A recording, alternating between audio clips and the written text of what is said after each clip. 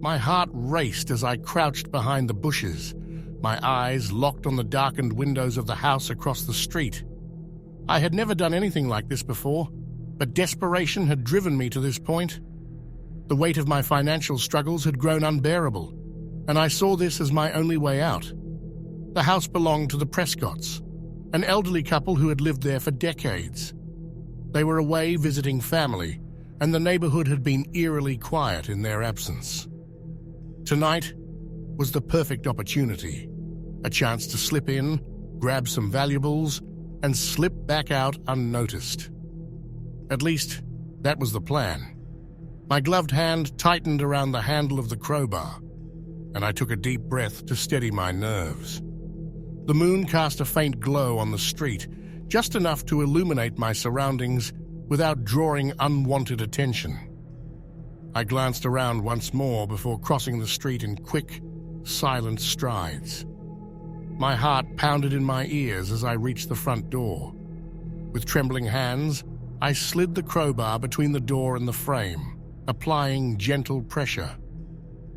A soft pop echoed through the night as the door gave way, swinging open just enough for me to slip inside. My heart raced, and I stepped into the darkened foyer. Every creak of the floorboards beneath my feet sounded like a gunshot in the stillness of the house. I paused, straining my ears for any sign of movement. The silence was oppressive, suffocating, and I had to remind myself to breathe. I had done my research. I knew the layout of the house, where the valuable items were kept. All I needed to do was stay calm and focused. I crept through the living room, my eyes adjusting to the darkness. The faint glow of the streetlight filtered through the curtains, casting eerie shadows that danced along the walls. I could feel the weight of the Prescotts' lives all around me, their photographs on the mantel, the knickknacks collected over the years. Guilt gnawed at my conscience, but I pushed it aside. This was survival. I made my way to the study where I knew the real treasures lay. My flashlight cast a narrow beam of light, revealing rows of bookshelves and antique furniture. I carefully opened drawers, my heart sinking as I found nothing but old papers and trinkets of sentimental value. Frustration welled up within me, but I couldn't afford to leave empty-handed. And then, as if fate had intervened, my flashlight landed on a small wooden box atop the desk. It was ornate, with intricate carvings that hinted at its value. I pried it open, my breath catching as I saw the glint of gold and jewels. Relief flooded through me as I stuffed the contents into my bag. Just as I zipped up the bag, a sound cut through the silence, a soft creaking from the hallway.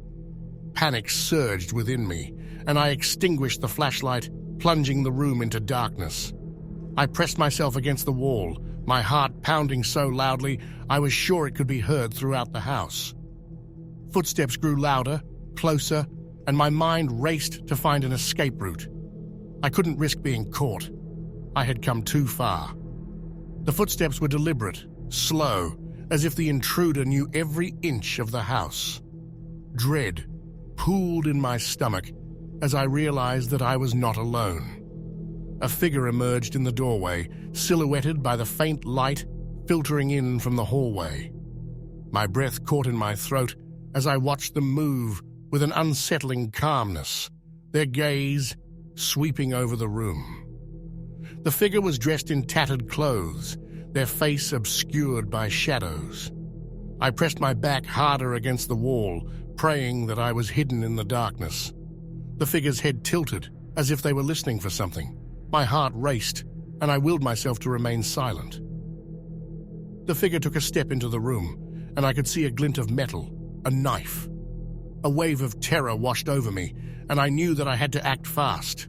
With a surge of adrenaline, I lunged forward, crashing into the figure with all my strength. They stumbled, the knife clattering to the floor. We grappled in the darkness, the room filled with the sounds of our struggle. I managed to break free and darted toward the window, my heart pounding as I smashed through the glass. Shards of glass rained down around me as I stumbled onto the lawn, bloodied and bruised. I didn't look back. I sprinted down the street, fueled by fear and desperation. As I reached the safety of the shadows, I stole a glance back at the house.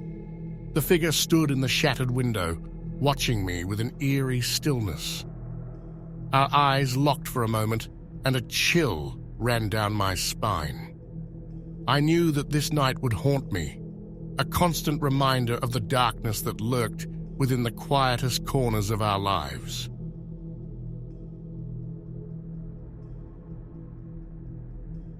The night was suffocatingly still as I stood before the house, the weight of desperation heavy in my chest. My heart pounded in rhythm with the pounding rain, a rhythm that seemed to echo my growing unease. The plan was simple: break in, find something valuable, and disappear into the night, leaving my financial troubles behind. With gloved hands, I forced open a window and slipped inside. The dim glow of a street lamp outside cast eerie shadows across the room. I moved cautiously, my breath shallow, my senses heightened by the tension that hung in the air. The rooms were silent, yet every creak of the floorboards beneath my feet sounded like an alarm, a warning that I was an unwelcome intruder. But I ignored the gnawing guilt and focused on my mission. I rifled through drawers and cabinets, searching for anything of value that would help me escape the abyss of debt. My flashlight's beam illuminated family photos on the walls, a stark reminder that I was invading someone's sanctuary.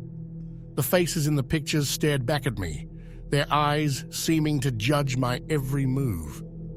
But I pushed the discomfort aside, my desperation blinding me to the moral boundaries I was crossing. Finally, in the master bedroom, I spotted it, a jewelry box on the dresser, a glint of gold and diamonds catching my eye. My heart raced as I picked up the delicate necklace, its beauty a stark contrast to the darkness that surrounded me. Clutching my newfound treasure, I turned to leave.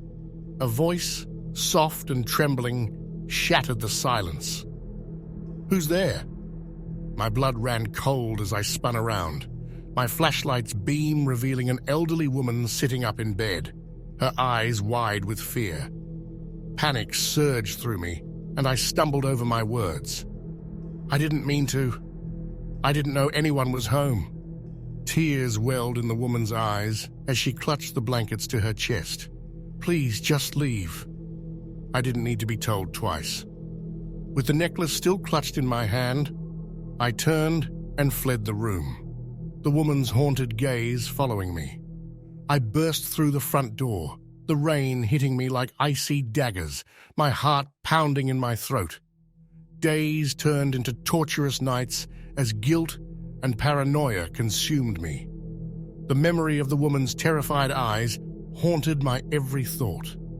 The necklace I had stolen felt like an anchor, a constant reminder of the darkness I had embraced. Unable to escape my own guilt, I returned to the woman's house. She sat alone in the living room, her eyes hollow, her voice barely a whisper. "I've been waiting for you." Tears streamed down my face as I confessed my actions, my voice quivering with remorse. "I'm so sorry for what I did. I never meant to hurt you." The woman's gaze held mine, her expression a mix of sadness and something else, understanding. "It's too late for apologies now."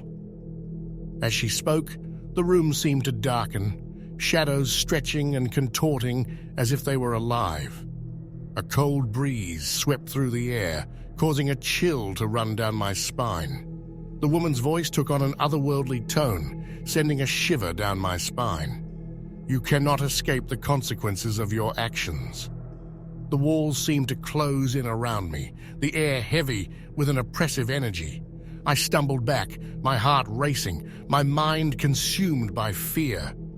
The room began to twist and distort, reality itself warping before my eyes. And then, with a jolt, I woke up. My heart pounded and I looked around, my surroundings unfamiliar and unsettling. I was back in the woman's house, the living room transformed into a nightmarish tableau. The air was thick with an otherworldly presence, a sense of malevolence that sent a wave of terror coursing through me. The woman's figure appeared before me, her eyes void of emotion, her voice a haunting whisper. "You cannot escape!" I screamed, my voice echoing through the twisted reality around me. Desperation gripped me as I tried to flee, but every step I took seemed to lead me back to the same nightmarish scene. The walls closed in, the shadows danced, and the woman's voice became a cacophony of torment. And then, in a flash of darkness, everything went still. I was back in the living room, the rain tapping against the window pane. My breath came in ragged gasps as I realized I was alone. The woman was gone, but her presence lingered like a chilling whisper. I stumbled out of the house, my mind in a haze, my heart heavy with the weight of my actions. The rain had subsided, but the air felt heavy, suffused with an eerie energy that sent shivers down my spine. I knew then that I had unleashed something beyond my understanding, a darkness that would forever haunt me. As I walked away from the house, I couldn't shake the feeling that I had paid a terrible price for my greed and desperation. The twisted reality I had experienced would forever be etched into my memory, a reminder that some mistakes have consequences that reach.